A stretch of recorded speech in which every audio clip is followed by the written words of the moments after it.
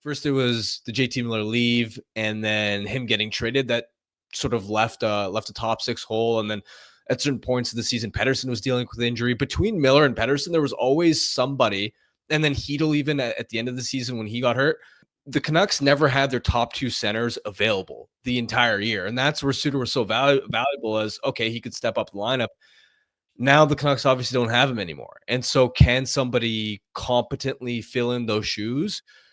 Unless Aatu Räty takes a huge step forward, the answer is probably not. And yet, having said all that, they need to A, clear cap space before they can go out and add anybody, and then B, who is that center who's available? Because let's remember, there's so many teams that were hoping to add a center that haven't been able to.